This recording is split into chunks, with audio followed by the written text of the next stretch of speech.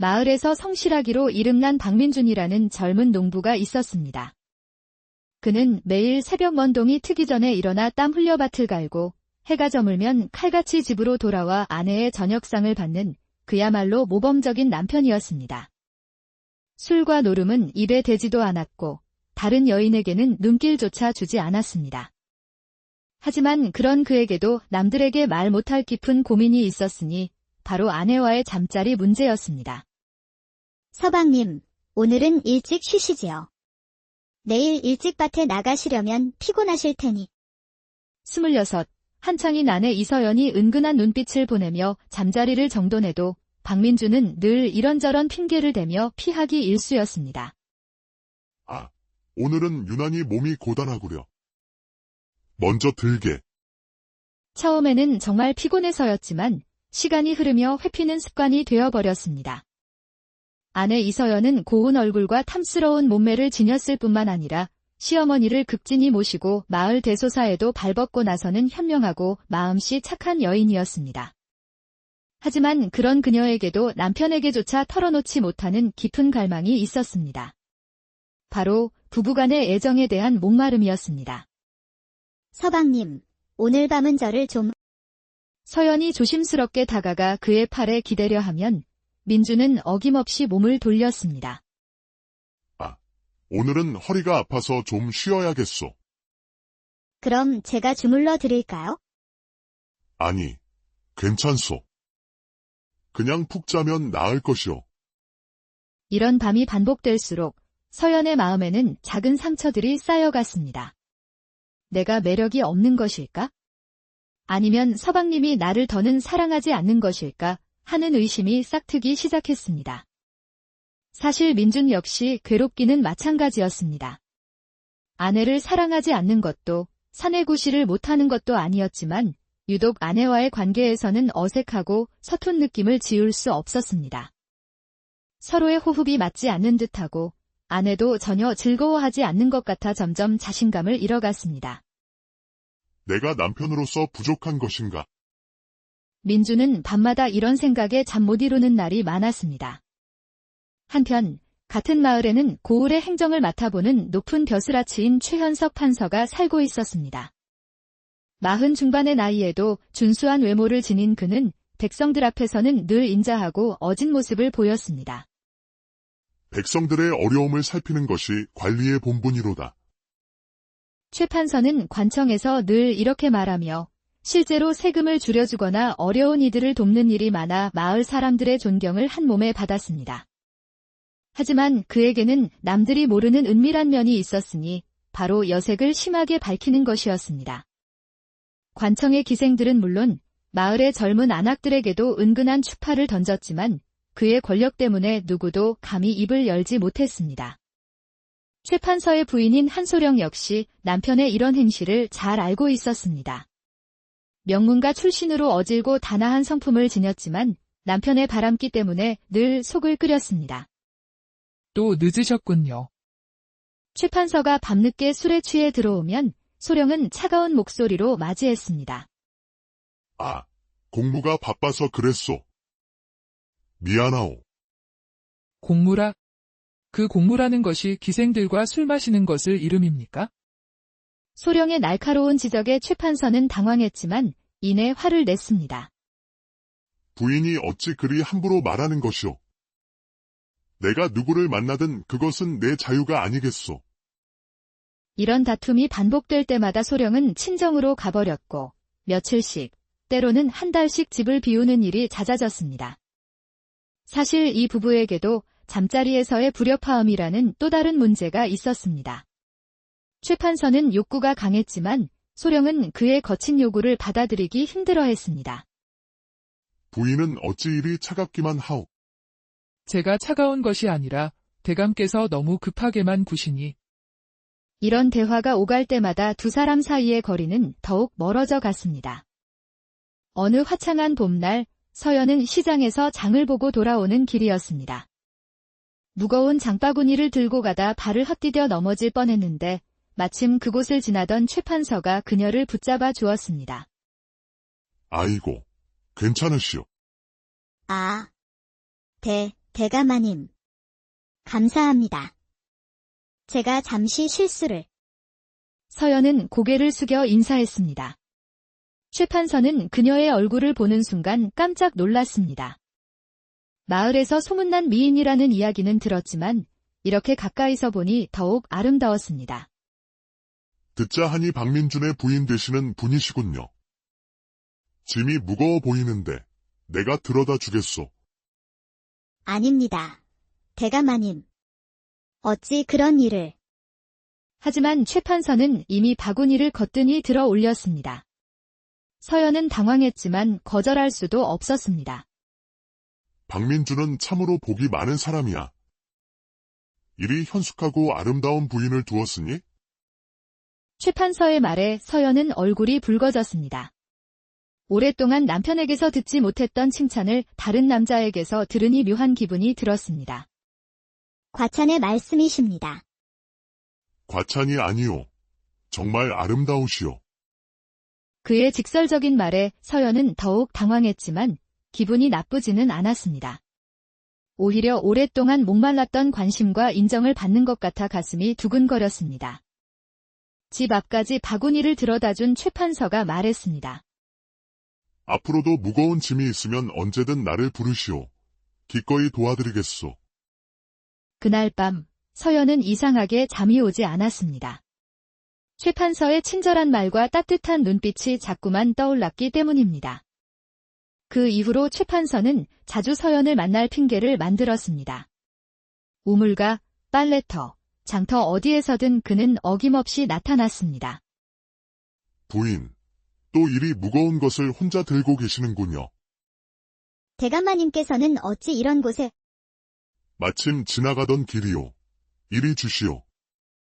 처음에는 당황했던 서연도 점점 최판서의 관심이 싫지 않게 느껴졌습니다. 집에서는 남편이 외면하는데 이렇게 자신을 귀하게 여겨주는 사람이 있다는 것이 큰 위로가 되었습니다. 부인은 어찌하여 늘 혼자 다니시오. 남편이 도와주지 않는 것이오. 제 남편은 늘 일이 바빠서. 아무리 일이 바빠도 이리 아리따운 부인을 홀로 두어서야 쓰나. 최판서의 말은 점점 대담해졌고 서연은 부끄러워하면서도 거부하지 않았습니다. 어느 날 최판서는 서연에게 작은 비단 놀이개를 선물했습니다. 부인께 어울릴 것 같아 준비했소. 이리 귀한 것을 저는 받을 수 없습니다. 내 마음이니 부디 받아주시오. 서연은 잠시 고민했지만 결국 선물을 받았습니다. 집에 돌아와 그 고운 비단을 만지작거리며 복잡한 마음을 달랬습니다. 한편 박민주는 아내의 변화를 조금씩 눈치채고 있었습니다. 요즘 들어 아내가 화장을 더 정성스럽게 하고 옷차림에도 신경 쓰는 것 같았습니다. 여보, 요즘 들어 부쩍 단장을 하는구려. 무슨 좋은 일이라도 있어? 아, 그저. 서연은 대답을 흐렸습니다. 민주는 의심스러웠지만 아내가 예뻐 보이니 기분이 좋다고만 생각했습니다. 어느 여름날 오후 갑자기 세찬 소나기가 쏟아졌습니다. 마침 장을 보러 나갔던 서연은 예상치 못한 비에 당황하며 급히 뛸 수밖에 없었습니다. 그때 최판서가 나타났습니다. 부인, 이리 오시오. 비를 맞으면 아니 돼요. 최판서는 서연을 자신의 별채로 이끌었습니다. 서연의 옷은 이미 흠뻑 젖어 몸에 달라붙었고 최판서는 그런 그녀의 모습을 보며 마른 침을 삼켰습니다. 마른 옷을 가져다 드리리다. 괜찮습니다. 비가 그치면 바로 가겠습니다. 하지만 비는 그칠 기미를 보이지 않았습니다. 최판서는 수건을 가져와 서연에게 건넸습니다. 이러다 감기라도 들면 어쩌시려고. 어서 머리를 말리시오. 서연이 머리를 말리는 동안 최판서는 젖은 옷 위로 드러나는 그녀의 아름다운 몸의 곡선을 훔쳐보았습니다. 부인, 그가 조심스럽게 다가왔습니다. 그의 목소리에는 평소와 다른 떨림이 섞여 있었습니다. 서연은 긴장한 듯 몸을 움츠렸지만 피하지는 않았습니다. 가까이 다가온 그의 체온에 오히려 가슴이 더 크게 두근거렸습니다. 가까이서 보니 정말 아름다우시오. 최 판서의 손이 서연의 뺨을 조심스럽게 어루만졌습니다. 그의 손바닥에서 전해지는 따스함에 서연은 저도 모르게 눈을 감았습니다. 오랫동안 목말라 했던 애정 어린 손길이었습니다. 대감마님, 저를 그리 보시면 왜 그러시오? 부끄럽습니다. 이런 눈길은 받아본 적이 없어서 부끄러워할 것 없소. 부인은 세상에서 가장 소중한 분이시오. 최 판서가 깊은 숨을 내쉬며 고백했습니다. 사실 부인을 처음 본 날부터 마음을 온통 빼앗겼소. 부인 생각을 하지 않은 날이 단 하루도 없었소. 그의 솔직한 고백에 서연은 깜짝 놀랐습니다. 그의 다른 손이 서연의 손을 부드럽게 감쌌습니다. 두 사람의 손이 맞닿는 순간 짜릿한 전류가 흐르는 듯 했습니다. 나를 받아주시겠소? 최 판서의 조심스러운 질문에 서연의 얼굴이 장밋빛으로 달아올랐습니다. 그녀는 그의 눈을 바라보며 천천히 고개를 끄덕였습니다. 저도 대감마님을 원하고 있습니다. 서연의 솔직한 대답에 최 판서의 가슴이 터질 듯 뛰었습니다. 정녕. 진심이시오. 처음 느껴보는 마음입니다. 대감마님과 함께 있으면 제가 진짜 여인이 된 것만 같습니다. 최 판서는 더 이상 참을 수 없었습니다. 그는 서연을 부드럽게 끌어안았습니다. 나도 그렇소. 부인과 함께 있으며 이런 것이 사랑이구나 싶소. 최 판서의 입술이 서연의 이마, 뺨, 그리고 마침내 입술에 닿았습니다. 그날 오후 빗소리를 배경으로 두 사람은 서로의 오랜 외로움을 격정적으로 달랬습니다. 그것은 단순한 위안이 아니었습니다. 서연은 가슴 깊은 곳에서 우러나는 따스함을, 최 판서는 지금껏 경험해보지 못한 완벽한 조화와 깊은 애정을 느꼈습니다. 그날 이후 최 판서의 부인 소령이 친정에 가 있는 동안 두 사람은 자주 미래를 가졌습니다. 이상하게도 부인과 함께 있으면 모든 것이 완벽하오. 수많은 여인들을 만나봤지만 이런 조화는 처음이요. 제가 이런 여자였나 싶을 정도예요. 서방님과는 단 한 번도. 서연은 부끄러워하면서도 행복했습니다. 이제야 자신의 진짜 모습을 찾은 것 같았습니다. 두 사람은 단순한 육체적 관계를 넘어 서로에게 없어서는 안 될 존재가 되어갔습니다. 한 달 만에 친정에서 돌아온 소령은 대문을 들어서는 순간부터 집안의 분위기가 달라졌음을 느꼈습니다. 늘 냉랭했던 집안의 묘한 온기가 돌고 있었습니다. 마님, 어서 오십시오. 마중 나온 하인의 얼굴마저 평소보다 밝아 보였습니다. 대감께서는 어디 계시느냐? 사랑방에 계십니다. 요즘 들어 일찍 들어오셔서 책을 읽고 계십니다. 소령은 놀랐습니다. 늘 밤늦게 들어오던 남편이 해가 지기도 전에 돌아와 책을 읽고 있다니. 사랑방으로 향하자 안에서 남편의 콧노래 소리까지 들려왔습니다. 대감, 제가 돌아왔습니다. 오, 부인. 잘 다녀왔소. 친정 어른들께서는 모두 안녕하시던가. 그의 얼굴에는 평소에 보기 힘든 온화한 미소가 가득했습니다. 모두 건강하십니다. 그런데 대감, 안색이 참 좋아 보이시는군요. 요즘 무슨 좋은 일이라도 있으십니까? 하하, 별일은. 그냥 요즘 일이 좀 한가해져서 그렇소. 남편을 오랫동안 지켜본 소령의 예리한 눈에는 그가 무언가 숨기는 듯한 기색이 역력했습니다. 며칠을 지켜본 결과 최 판서는 거의 매일 오후 같은 시간에 박민준의 집 근처로 향했고 그곳에서 서연과 만나고 있었습니다. 설마, 의심은 확신으로 바뀌어 갔습니다. 어느 날 오후 소령은 결정적인 순간을 목격했습니다. 남편이 서연의 집담장을 넘어 들어가는 것을 본 것입니다. 가슴이 쿵 내려앉았습니다. 소령은 조용히 집 뒤편으로 돌아가 담장 너머로 몸을 숨기고 아내 상황을 엿보기 시작했습니다. 처음에는 조용한 대화 소리가 들리더니 이내 서연의 수줍은 웃음소리, 남편의 부드러운 속삭임, 그리고 점점 거칠어지는 두 사람의 숨소리가 들려왔습니다. 마침내 방 안에서는 두 사람의 열정적인 신음소리가 흘러나왔습니다. 그것은 소령이 남편에게서 단 한 번도 들어본 적 없는 지극히 만족스럽고 거친 소리였습니다. 저 여자와는 어찌 저렇게까지? 소령은 분노보다 당황스러움과 기묘한 호기심을 먼저 느꼈습니다. 자신과는 절대 맞지 않던 남편이 다른 여자와는 저토록 완벽하게 어울린다는 사실이 믿기지 않았습니다. 며칠간 고민 끝에 소령은 직접 확인해보기로 마음먹고 5일장에서 일부러 서연에게 접근했습니다. 박 부인, 안녕하신가요? 아, 판서 댁마님.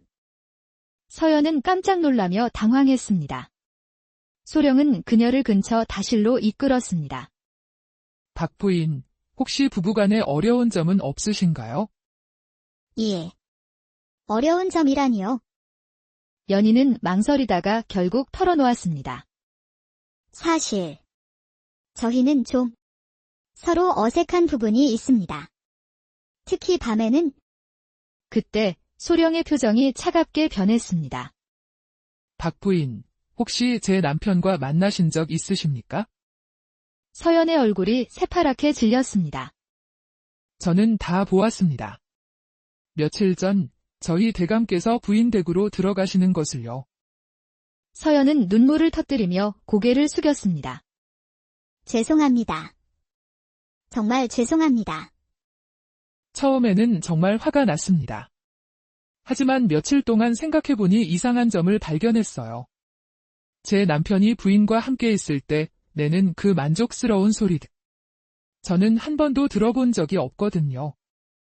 소령의 솔직한 고백에 서연은 더욱 당황했습니다. 저희 부부는 늘 어색했습니다. 그런데 부인과 제 남편은 정말 완벽해 보이더군요. 그래서 문득 궁금해졌습니다. 혹시 나도 박민준 씨와는 어떨까 하고요? 서연은 믿을 수 없다는 표정으로 소령을 바라보았습니다. 며칠 후 저녁, 소령은 남편 최 판서와 마주 앉았습니다. 대감, 박 부인 일에 대해 이야기해야겠습니다. 변명하지 마세요. 제가 직접 보았으니까요. 미안하오. 어떤 벌이든 달게 받겠소. 저는 대감을 벌주려는 것이 아닙니다. 오히려 궁금한 것이 있어요. 어째서 대감께서는 그 부인과 함께 있을 때 그리도 만족스러워 하시는지요? 그래서 저도 한번 시도해보고 싶습니다. 박민준 씨와 말입니다. 최 판서는 아내의 대담한 제안에 할 말을 잃었습니다. 같은 시각, 서연 역시 남편 박민준에게 모든 것을 솔직하게 털어놓았습니다. 여보, 제가 돌이킬 수 없는 잘못을 저질렀습니다. 서연은 최 판서와의 만남부터 소령과의 대화까지 모든 것을 고백했습니다. 박민준은 큰 충격을 받았지만 분노보다는 다른 감정이 더 컸습니다. 그럼 우리가 서로 맞지 않았던 것이 우리만의 문제는 아니었단 말이. 판서 댁마님께서 네 사람이 모두 만나서 솔직하게 이야기해보자고 하셨어요. 며칠 후, 네 사람은 최 판서의 별채에서 만났습니다. 어색한 침묵 끝에 소령이 먼저 입을 열었습니다. 우리 모두 솔직해집시다. 우리는 각자 맞지 않는 상대와 억지로 살아왔습니다. 박 부인과 제 남편은 아주 잘 어울립니다. 그리고 저는 박민준 씨와 한번 지내보고 싶습니다.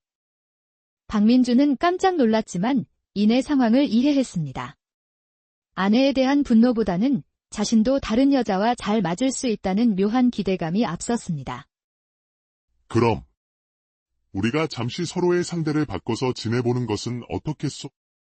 그날 밤, 네 사람은 각각 새로운 상대와 시간을 보냈습니다. 그리고 놀라운 결과를 발견했습니다. 박민준과 소령 역시 완벽하게 잘 맞았습니다.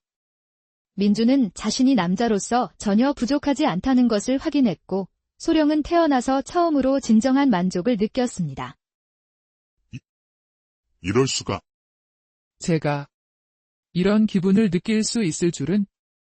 다음 날 아침, 다시 모인 네 사람의 얼굴에는 묘한 안도감과 만족감이 떠 있었습니다. 우리 모두 처음부터 잘못 짝지어졌던 것 같군요. 만약 우리가 서로 상대를 바꿔서 살면 어떻겠소? 바꿔서 산다니요. 겉으로는 원래 부부인 것처럼 행동하되 실제로는 우리가 원하는 상대와 밤을 보내는 것이지요. 그렇게 네 사람은 은밀한 합의에 도달했습니다. 겉으로는 원래의 부부 관계를 유지하되 실제로는 서로 바뀐 상대와 생활하기로 한 것입니다. 2달간 네 사람 모두 전에 없던 행복을 느꼈습니다. 하지만 이런 행복도 오래가지는 못했습니다. 작은 마을에서 소문이 돌기 시작한 것입니다. 게다가 최판서의 정치적 라이벌들이 이 소문을 이용해 그를 공격하려 한다는 정보까지 들어왔습니다. 고민에 빠진 네 사람은 다시 모였습니다. 이대로는 안 될 것 같습니다. 그렇다고 이 행복을 포기할 수도 없고요. 그때 박민준이 기발한 아이디어를 냈습니다. 만약 우리가 정말로 부부를 바꾸면 어떨까요? 정말로 바꾼다니. 이혼을 하고 다시 각자 맞는 상대와 결혼을 하는 것입니다. 당시로서는 매우 파격적인 제안이었지만 다른 방법이 없었습니다. 불가능하지는 않소. 내가 권력이 있으니 부부간의 성격 차이라는 적당한 이유를 만들어 사또에게 허락을 받으면 돼요. 결국 네 사람은 각자의 배우자와 이혼하고 서로에게 완벽하게 맞는 새로운 상대와 재혼했습니다. 최판서는 현숙한 서연을 아내로 맞아 마음의 안정을 찾았고 박민준은 지혜로운 소령을 아내로 맞아 자신감을 되찾 마을에서 성실하기로 이름난 박민준이라는 젊은 농부가 있었습니다. 그는 매일 새벽 먼동이 트기 전에 일어나 땀 흘려 밭을 갈고 해가 저물면 칼같이 집으로 돌아와 아내의 저녁상을 받는 그야말로 모범적인 남편이었습니다. 술과 노름은 입에 대지도 않았고 다른 여인에게는 눈길조차 주지 않았습니다. 하지만 그런 그에게도 남들에게 말 못할 깊은 고민이 있었으니 바로 아내와의 잠자리 문제였습니다. 서방님, 오늘은 일찍 쉬시지요. 내일 일찍 밭에 나가시려면 피곤하실 테니. 26, 한창인 아내 이서연이 은근한 눈빛을 보내며 잠자리를 정돈해도 박민준은 늘 이런저런 핑계를 대며 피하기 일쑤였습니다. 아, 오늘은 유난히 몸이 고단하구려. 먼저 들게. 처음에는 정말 피곤해서였지만 시간이 흐르며 회피는 습관이 되어버렸습니다. 아내 이서연은 고운 얼굴과 탐스러운 몸매를 지녔을 뿐만 아니라 시어머니를 극진히 모시고 마을 대소사에도 발벗고 나서는 현명하고 마음씨 착한 여인이었습니다. 하지만 그런 그녀에게도 남편에게조차 털어놓지 못하는 깊은 갈망이 있었습니다. 바로 부부간의 애정에 대한 목마름이었습니다. 서방님, 오늘 밤은 저를 좀. 서연이 조심스럽게 다가가 그의 팔에 기대려 하면 민주는 어김없이 몸을 돌렸습니다. 오늘은 허리가 아파서 좀 쉬어야겠소. 그럼 제가 주물러 드릴까요? 아니, 괜찮소. 그냥 푹 자면 나을 것이오. 이런 밤이 반복될수록 서연의 마음에는 작은 상처들이 쌓여갔습니다. 내가 매력이 없는 것일까? 아니면 서방님이 나를 더는 사랑하지 않는 것일까? 하는 의심이 싹트기 시작했습니다. 사실 민준 역시 괴롭기는 마찬가지였습니다. 아내를 사랑하지 않는 것도 사내구실을 못하는 것도 아니었지만 유독 아내와의 관계에서는 어색하고 서툰 느낌을 지울 수 없었습니다. 서로의 호흡이 맞지 않는 듯하고 아내도 전혀 즐거워하지 않는 것 같아 점점 자신감을 잃어갔습니다. 내가 남편으로서 부족한 것인가? 민주는 밤마다 이런 생각에 잠 못 이루는 날이 많았습니다. 한편 같은 마을에는 고을의 행정을 맡아보는 높은 벼슬아치인 최현석 판서가 살고 있었습니다. 40 중반의 나이에도 준수한 외모를 지닌 그는 백성들 앞에서는 늘 인자하고 어진 모습을 보였습니다. 백성들의 어려움을 살피는 것이 관리의 본분이로다. 최 판서는 관청에서 늘 이렇게 말하며 실제로 세금을 줄여주거나 어려운 이들을 돕는 일이 많아 마을 사람들의 존경을 한 몸에 받았습니다. 하지만 그에게는 남들이 모르는 은밀한 면이 있었으니 바로 여색을 심하게 밝히는 것이었습니다. 관청의 기생들은 물론 마을의 젊은 안악들에게도 은근한 추파를 던졌지만 그의 권력 때문에 누구도 감히 입을 열지 못했습니다. 최 판서의 부인인 한소령 역시 남편의 이런 행실을 잘 알고 있었습니다. 명문가 출신으로 어질고 단아한 성품을 지녔지만 남편의 바람기 때문에 늘 속을 끓였습니다. 또 늦으셨군요. 최 판서가 밤늦게 술에 취해 들어오면 소령은 차가운 목소리로 맞이했습니다. 아, 공무가 바빠서 그랬소. 미안하오. 공무라? 그 공무라는 것이 기생들과 술 마시는 것을 이름입니까? 소령의 날카로운 지적에 최 판서는 당황했지만 이내 화를 냈습니다. 부인이 어찌 그리 함부로 말하는 것이오. 내가 누구를 만나든 그것은 내 자유가 아니겠소. 이런 다툼이 반복될 때마다 소령은 친정으로 가버렸고 며칠씩, 때로는 한 달씩 집을 비우는 일이 잦아졌습니다. 사실 이 부부에게도 잠자리에서의 불협화음이라는 또 다른 문제가 있었습니다. 최 판서는 욕구가 강했지만 소령은 그의 거친 요구를 받아들이기 힘들어했습니다. 부인은 어찌 이리 차갑기만 하오. 제가 차가운 것이 아니라 대감께서 너무 급하게만 구시니. 이런 대화가 오갈 때마다 두 사람 사이의 거리는 더욱 멀어져 갔습니다. 어느 화창한 봄날 서연은 시장에서 장을 보고 돌아오는 길이었습니다. 무거운 장바구니를 들고 가다 발을 헛디뎌 넘어질 뻔했는데 마침 그곳을 지나던 최 판서가 그녀를 붙잡아 주었습니다. 아이고, 괜찮으시오. 아, 대감마님. 감사합니다. 제가 잠시 실수를. 서연은 고개를 숙여 인사했습니다. 최 판서는 그녀의 얼굴을 보는 순간 깜짝 놀랐습니다. 마을에서 소문난 미인이라는 이야기는 들었지만 이렇게 가까이서 보니 더욱 아름다웠습니다. 듣자 하니 박민준의 부인 되시는 분이시군요. 짐이 무거워 보이는데 내가 들어다 주겠소. 아닙니다. 대감마님. 어찌 그런 일을. 하지만 최 판서는 이미 바구니를 거뜬히 들어 올렸습니다. 서연은 당황했지만 거절할 수도 없었습니다. 박민준은 참으로 복이 많은 사람이야. 이리 현숙하고 아름다운 부인을 두었으니? 최 판서의 말에 서연은 얼굴이 붉어졌습니다. 오랫동안 남편에게서 듣지 못했던 칭찬을 다른 남자에게서 들으니 묘한 기분이 들었습니다. 과찬의 말씀이십니다. 과찬이 아니오. 정말 아름다우시오. 그의 직설적인 말에 서연은 더욱 당황했지만 기분이 나쁘지는 않았습니다. 오히려 오랫동안 목말랐던 관심과 인정을 받는 것 같아 가슴이 두근거렸습니다. 집 앞까지 바구니를 들어다준 최 판서가 말했습니다. 앞으로도 무거운 짐이 있으면 언제든 나를 부르시오. 기꺼이 도와드리겠소. 그날 밤 서연은 이상하게 잠이 오지 않았습니다. 최 판서의 친절한 말과 따뜻한 눈빛이 자꾸만 떠올랐기 때문입니다. 그 이후로 최 판서는 자주 서연을 만날 핑계를 만들었습니다. 우물가, 빨래터, 장터 어디에서든 그는 어김없이 나타났습니다. 부인, 또 이리 무거운 것을 혼자 들고 계시는군요. 대감마님께서는 어찌 이런 곳에. 마침 지나가던 길이오. 이리 주시오. 처음에는 당황했던 서연도 점점 최 판서의 관심이 싫지 않게 느껴졌습니다. 집에서는 남편이 외면하는데 이렇게 자신을 귀하게 여겨주는 사람이 있다는 것이 큰 위로가 되었습니다. 부인은 어찌하여 늘 혼자 다니시오. 남편이 도와주지 않는 것이오. 제 남편은 늘 일이 바빠서. 아무리 일이 바빠도 이리 아리따운 부인을 홀로 두어서야 쓰나. 최 판서의 말은 점점 대담해졌고 서연은 부끄러워하면서도 거부하지 않았습니다. 어느 날 최 판서는 서연에게 작은 비단 놀이개를 선물했습니다. 부인께 어울릴 것 같아 준비했소. 이리 귀한 것을. 저는 받을 수 없습니다. 내 마음이니 부디 받아주시오.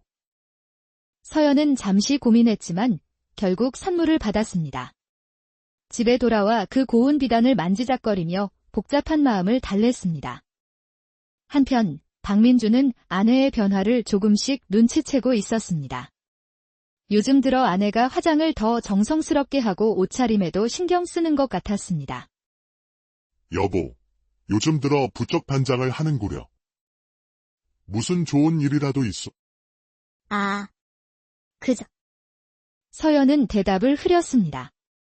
민주는 의심스러웠지만 아내가 예뻐 보이니 기분이 좋다고만 생각했습니다. 어느 여름날 오후, 갑자기 세찬 소나기가 쏟아졌습니다. 마침 장을 보러 나갔던 서연은 예상치 못한 비에 당황하며 급히 뛸 수밖에 없었습니다. 그때 최 판서가 나타났습니다. 부인, 이리 오시오. 비를 맞으면 아니 돼요. 최 판서는 서연을 자신의 별채로 이끌었습니다. 서연의 옷은 이미 흠뻑 젖어 몸에 달라붙었고 최 판서는 그런 그녀의 모습을 보며 마른 침을 삼켰습니다. 마른 옷을 가져다 드리리다. 괜찮습니다. 비가 그치면 바로 가겠습니다. 하지만 비는 그칠 기미를 보이지 않았습니다. 최 판서는 수건을 가져와 서연에게 건넸습니다. 이러다 감기라도 들면 어쩌시려고. 어서 머리를 말리시오. 서연이 머리를 말리는 동안 최 판서는 젖은 옷 위로 드러나는 그녀의 아름다운 몸의 곡선을 훔쳐보았습니다.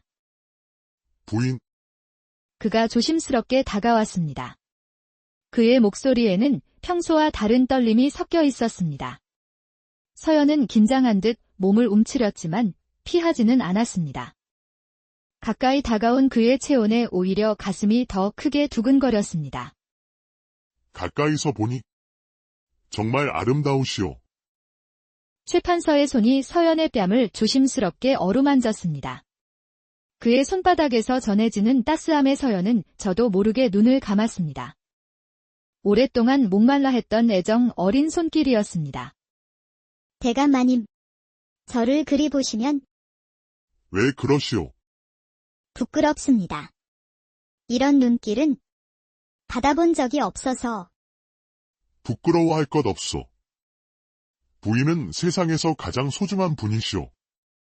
최 판서가 깊은 숨을 내쉬며 고백했습니다. 사실 부인을 처음 본 날부터 마음을 온통 빼앗겼소. 부인 생각을 하지 않은 날이 단 하루도 없었소. 그의 솔직한 고백에 서연은 깜짝 놀랐습니다. 그의 다른 손이 서연의 손을 부드럽게 감쌌습니다. 두 사람의 손이 맞닿는 순간 짜릿한 전류가 흐르는 듯 했습니다. 나를 받아주시겠소? 최 판서의 조심스러운 질문에 서연의 얼굴이 장밋빛으로 달아올랐습니다. 그녀는 그의 눈을 바라보며 천천히 고개를 끄덕였습니다. 저도 대감마님을 원하고 있습니다. 서연의 솔직한 대답에 최 판서의 가슴이 터질 듯 뛰었습니다. 정녕, 진심이시오. 처음 느껴보는 마음입니다. 대감마님과 함께 있으면 제가 진짜 여인이 된 것만 같습니다. 최 판서는 더 이상 참을 수 없었습니다. 그는 서연을 부드럽게 끌어안았습니다. 나도 그렇소. 부인과 함께 있으며 이런 것이 사랑이구나 싶소. 최 판서의 입술이 서연의 이마, 뺨, 그리고 마침내 입술에 닿았습니다. 그날 오후 빗소리를 배경으로 두 사람은 서로의 오랜 외로움을 격정적으로 달랬습니다. 그것은 단순한 위안이 아니었습니다. 서연은 가슴 깊은 곳에서 우러나는 따스함을, 최 판서는 지금껏 경험해보지 못한 완벽한 조화와 깊은 애정을 느꼈습니다. 그날 이후 최 판서의 부인 소령이 친정에 가 있는 동안 두 사람은 자주 미래를 가졌습니다. 이상하게도 부인과 함께 있으면 모든 것이 완벽하오. 수많은 여인들을 만나봤지만 이런 조화는 처음이요. 제가 이런 여자였나 싶을 정도예요. 서방님과는 단 한 번도. 서연은 부끄러워하면서도 행복했습니다. 이제야 자신의 진짜 모습을 찾은 것 같았습니다. 두 사람은 단순한 육체적 관계를 넘어 서로에게 없어서는 안 될 존재가 되어갔습니다. 한 달 만에 친정에서 돌아온 소령은 대문을 들어서는 순간부터 집안의 분위기가 달라졌음을 느꼈습니다. 늘 냉랭했던 집안에 묘한 온기가 돌고 있었습니다. 마님, 어서 오십시오. 마중 나온 하인의 얼굴마저 평소보다 밝아 보였습니다. 대감께서는 어디 계시느냐? 사랑방에 계십니다. 요즘 들어 일찍 들어오셔서 책을 읽고 계십니다. 소령은 놀랐습니다. 늘 밤늦게 들어오던 남편이 해가 지기도 전에 돌아와 책을 읽고 있다니. 사랑방으로 향하자 안에서 남편의 콧노래 소리까지 들려왔습니다. 대감, 제가 돌아왔습니다. 오, 부인. 잘 다녀왔어.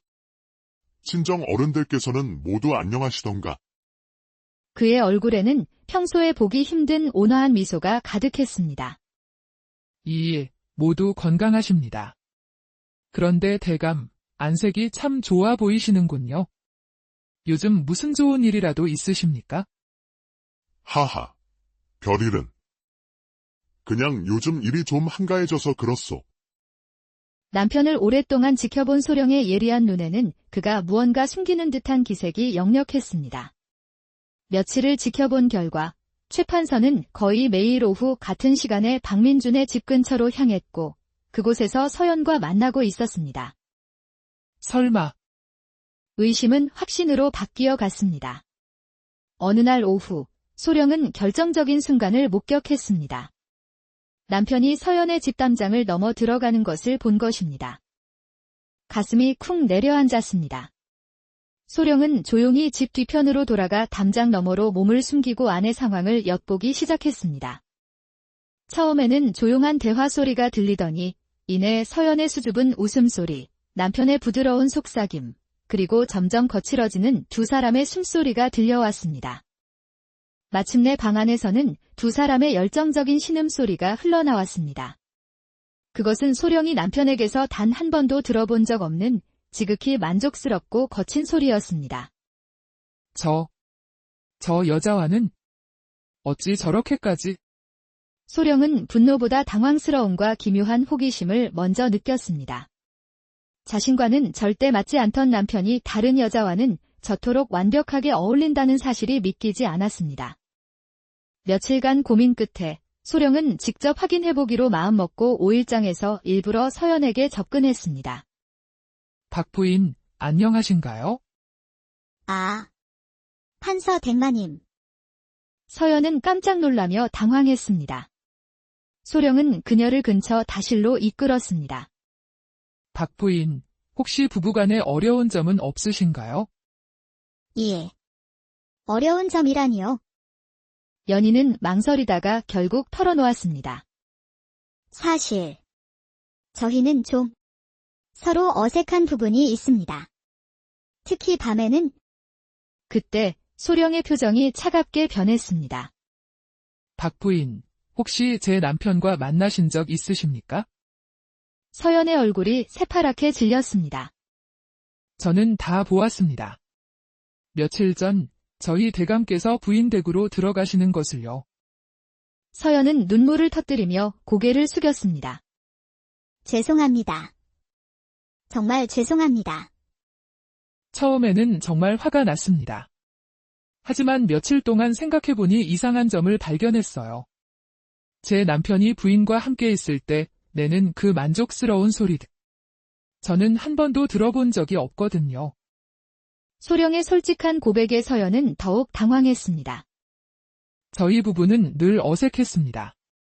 그런데 부인과 제 남편은 정말 완벽해 보이더군요. 그래서 문득 궁금해졌습니다.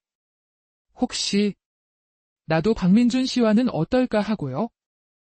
서연은 믿을 수 없다는 표정으로 소령을 바라보았습니다.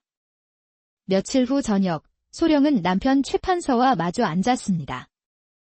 대감, 박 부인 일에 대해 이야기해야겠습니다. 변명하지 마세요. 제가 직접 보았으니까요.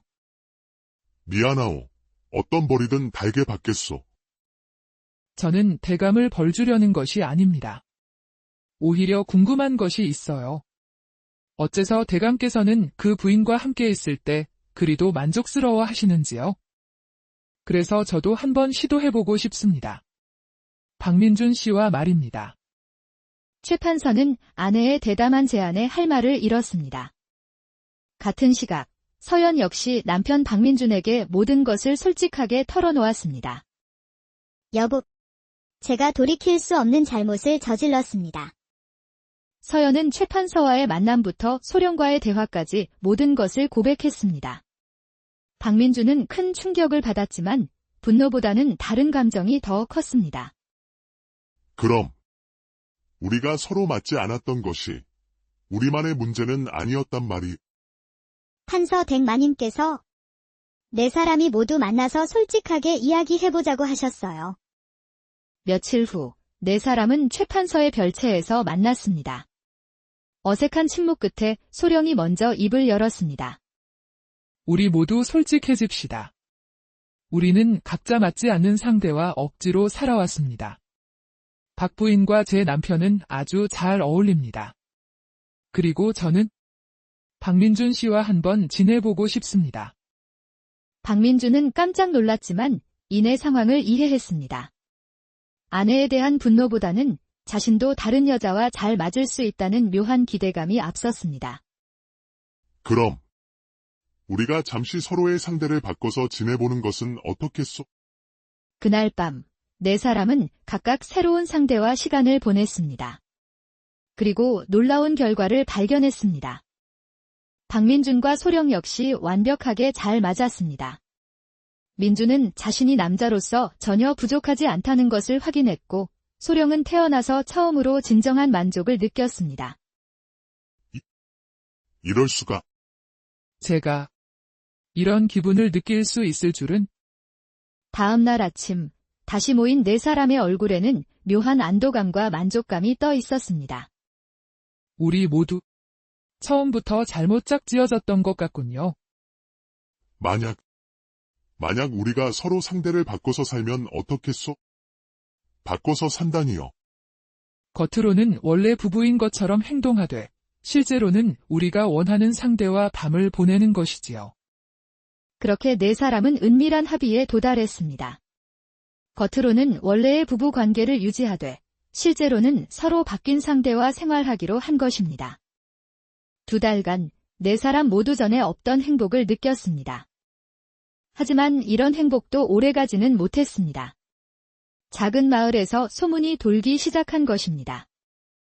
게다가 최 판서의 정치적 라이벌들이 이 소문을 이용해 그를 공격하려 한다는 정보까지 들어왔습니다. 고민에 빠진 네 사람은 다시 모였습니다. 이대로는 안 될 것 같습니다. 그렇다고 이 행복을 포기할 수도 없고요. 그때 박민준이 기발한 아이디어를 냈습니다. 만약 우리가 정말로 부부를 바꾸면 어떨까요? 정말로 바꾼다니. 이혼을 하고 다시 각자 맞는 상대와 결혼을 하는 것입니다. 당시로서는 매우 파격적인 제안이었지만 다른 방법이 없었습니다. 불가능하지는 않소. 내가 권력이 있으니 부부간의 성격 차이라는 적당한 이유를 만들어 사또에게 허락을 받으면 돼요. 결국 네 사람은 각자의 배우자와 이혼하고 서로에게 완벽하게 맞는 새로운 상대와 재혼했습니다. 최 판서는 현숙한 서연을 아내로 맞아 마음의 안정을 찾았고, 박민준은 지혜로운 소령을 아내로 맞아 자신감을 되찾 마을에서 성실하기로 이름난 박민준이라는 젊은 농부가 있었습니다. 그는 매일 새벽 먼동이 트기 전에 일어나 땀 흘려 밭을 갈고 해가 저물면 칼같이 집으로 돌아와 아내의 저녁상을 받는 그야말로 모범적인 남편이었습니다. 술과 노름은 입에 대지도 않았고 다른 여인에게는 눈길조차 주지 않았습니다.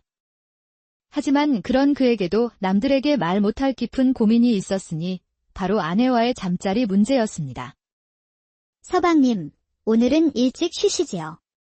내일 일찍 밭에 나가시려면 피곤하실 테니. 26, 한창인 아내 이서연이 은근한 눈빛을 보내며 잠자리를 정돈해도 박민준은 늘 이런저런 핑계를 대며 피하기 일쑤였습니다. 오늘은 유난히 몸이 고단하구려.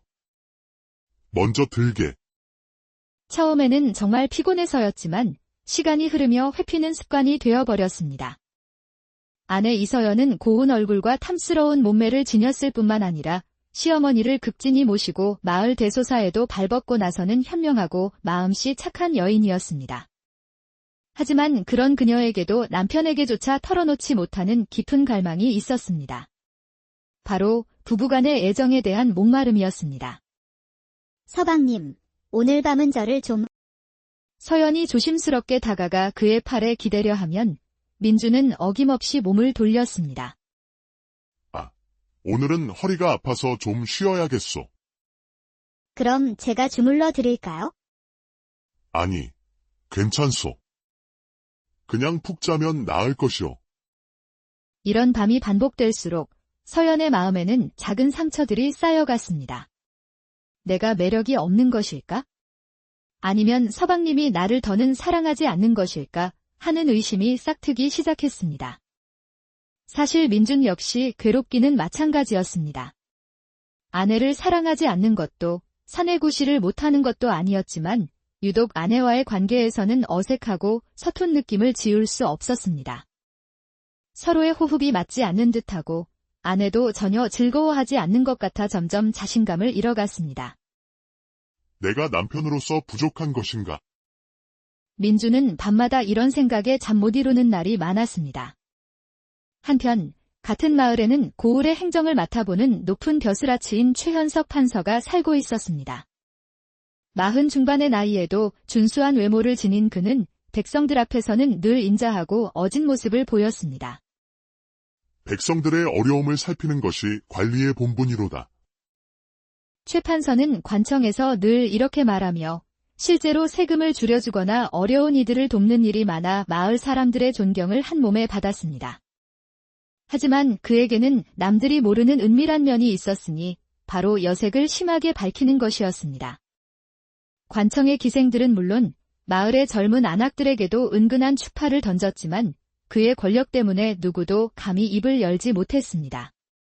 최 판서의 부인인 한소령 역시 남편의 이런 행실을 잘 알고 있었습니다. 명문가 출신으로 어질고 단아한 성품을 지녔지만 남편의 바람기 때문에 늘 속을 끓였습니다. 또 늦으셨군요. 최 판서가 밤늦게 술에 취해 들어오면 소령은 차가운 목소리로 맞이했습니다. 공무가 바빠서 그랬소. 미안하오. 공무라? 그 공무라는 것이 기생들과 술 마시는 것을 이름입니까? 소령의 날카로운 지적에 최 판서는 당황했지만 이내 화를 냈습니다. 부인이 어찌 그리 함부로 말하는 것이오. 내가 누구를 만나든 그것은 내 자유가 아니겠소. 이런 다툼이 반복될 때마다 소령은 친정으로 가버렸고 며칠씩, 때로는 한 달씩 집을 비우는 일이 잦아졌습니다. 사실 이 부부에게도 잠자리에서의 불협화음이라는 또 다른 문제가 있었습니다. 최 판서는 욕구가 강했지만 소령은 그의 거친 요구를 받아들이기 힘들어했습니다. 부인은 어찌 이리 차갑기만 하오. 제가 차가운 것이 아니라 대감께서 너무 급하게만 구시니. 이런 대화가 오갈 때마다 두 사람 사이의 거리는 더욱 멀어져 갔습니다. 어느 화창한 봄날 서연은 시장에서 장을 보고 돌아오는 길이었습니다. 무거운 장바구니를 들고 가다 발을 헛디뎌 넘어질 뻔했는데 마침 그곳을 지나던 최 판서가 그녀를 붙잡아 주었습니다. 아이고, 괜찮으시오. 대감마님. 감사합니다. 제가 잠시 실수를. 서연은 고개를 숙여 인사했습니다. 최 판서는 그녀의 얼굴을 보는 순간 깜짝 놀랐습니다. 마을에서 소문난 미인이라는 이야기는 들었지만 이렇게 가까이서 보니 더욱 아름다웠습니다. 듣자 하니 박민준의 부인 되시는 분이시군요. 짐이 무거워 보이는데 내가 들어다 주겠소. 아닙니다. 대감마님. 어찌 그런 일을. 하지만 최 판서는 이미 바구니를 거뜬히 들어 올렸습니다. 서연은 당황했지만 거절할 수도 없었습니다. 박민준은 참으로 복이 많은 사람이야. 이리 현숙하고 아름다운 부인을 두었으니? 최 판서의 말에 서연은 얼굴이 붉어졌습니다. 오랫동안 남편에게서 듣지 못했던 칭찬을 다른 남자에게서 들으니 묘한 기분이 들었습니다. 과찬의 말씀이십니다. 과찬이 아니오. 정말 아름다우시오.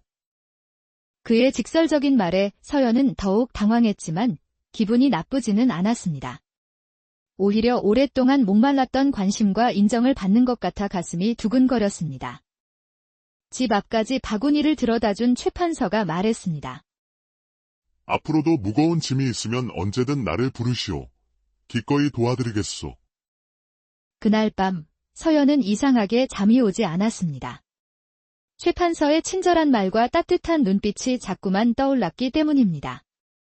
그 이후로 최 판서는 자주 서연을 만날 핑계를 만들었습니다. 우물가, 빨래터, 장터 어디에서든 그는 어김없이 나타났습니다. 부인, 또 이리 무거운 것을 혼자 들고 계시는군요. 대감마님께서는 어찌 이런 곳에 마침 지나가던 길이오. 이리 주시오. 처음에는 당황했던 서연도 점점 최 판서의 관심이 싫지 않게 느껴졌습니다. 집에서는 남편이 외면하는데 이렇게 자신을 귀하게 여겨주는 사람이 있다는 것이 큰 위로가 되었습니다. 부인은 어찌하여 늘 혼자 다니시오. 남편이 도와주지 않는 것이오. 제 남편은 늘 일이 바빠서 아무리 일이 바빠도 이리 아리따운 부인을 홀로 두어서야 쓰나. 최 판서의 말은 점점 대담해졌고 서연은 부끄러워하면서도 거부하지 않았습니다. 어느 날 최 판서는 서연에게 작은 비단 놀이개를 선물했습니다. 부인께 어울릴 것 같아 준비했소. 일이 귀한 것을 저는 받을 수 없습니다. 내 마음이니 부디 받아주시오. 서연은 잠시 고민했지만 결국 선물을 받았습니다. 집에 돌아와 그 고운 비단을 만지작거리며 복잡한 마음을 달랬습니다. 한편 박민주는 아내의 변화를 조금씩 눈치채고 있었습니다. 요즘 들어 아내가 화장을 더 정성스럽게 하고 옷차림에도 신경 쓰는 것 같았습니다. 여보, 요즘 들어 부쩍 단장을 하는구려. 무슨 좋은 일이라도 있어. 아, 그저 서연은 대답을 흐렸습니다. 민주는 의심스러웠지만 아내가 예뻐 보이니 기분이 좋다고만 생각했습니다. 어느 여름날 오후 갑자기 세찬 소나기가 쏟아졌습니다. 마침 장을 보러 나갔던 서연은 예상치 못한 비에 당황하며 급히 뛸 수밖에 없었습니다. 그때 최 판서가 나타났습니다. 부인, 이리 오시오. 비를 맞으면 아니 돼요. 최 판서는 서연을 자신의 별채로 이끌었습니다. 서연의 옷은 이미 흠뻑 젖어 몸에 달라붙었고 최 판서는 그런 그녀의 모습을 보며 마른 침을 삼켰습니다. 마른 옷을 가져다 드리리다. 괜찮습니다. 비가 그치면 바로 가겠습니다. 하지만 비는 그칠 기미를 보이지 않았습니다. 최 판서는 수건을 가져와 서연에게 건넸습니다. 이러다 감기라도 들면 어쩌시려고. 어서 머리를 말리시오. 서연이 머리를 말리는 동안 최 판서는 젖은 옷 위로 드러나는 그녀의 아름다운 몸의 곡선을 훔쳐보았습니다. 부인, 그가 조심스럽게 다가왔습니다. 그의 목소리에는 평소와 다른 떨림이 섞여 있었습니다. 서연은 긴장한 듯 몸을 움츠렸지만 피하지는 않았습니다. 가까이 다가온 그의 체온에 오히려 가슴이 더 크게 두근거렸습니다. 가까이서 보니 정말 아름다우시오. 최 판서의 손이 서연의 뺨을 조심스럽게 어루만졌습니다. 그의 손바닥에서 전해지는 따스함에 서연은 저도 모르게 눈을 감았습니다. 오랫동안 목말라 했던 애정 어린 손길이었습니다. 대감마님, 저를 그리 보시면 왜 그러시오? 부끄럽습니다. 이런 눈길은 받아본 적이 없어서 부끄러워할 것 없소. 부인은 세상에서 가장 소중한 분이시오. 최 판서가 깊은 숨을 내쉬며 고백했습니다. 사실 부인을 처음 본 날부터 마음을 온통 빼앗겼어. 부인 생각을 하지 않은 날이 단 하루도 없었어. 그의 솔직한 고백에 서연은 깜짝 놀랐습니다. 그의 다른 손이 서연의 손을 부드럽게 감쌌습니다. 두 사람의 손이 맞닿는 순간 짜릿한 전류가 흐르는 듯 했습니다. 나를 받아주시겠소?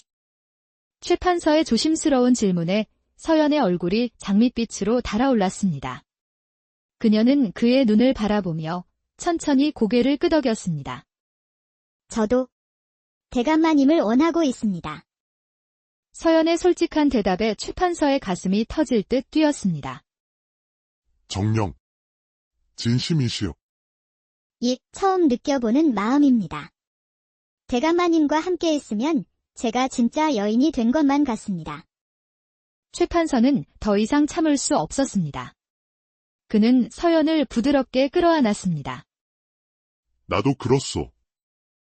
부인과 함께 있으며 이런 것이 사랑이구나 싶소. 최 판서의 입술이 서연의 이마, 뺨, 그리고 마침내 입술에 닿았습니다. 그날 오후 빗소리를 배경으로 두 사람은 서로의 오랜 외로움을 격정적으로 달랬습니다. 그것은 단순한 위안이 아니었습니다.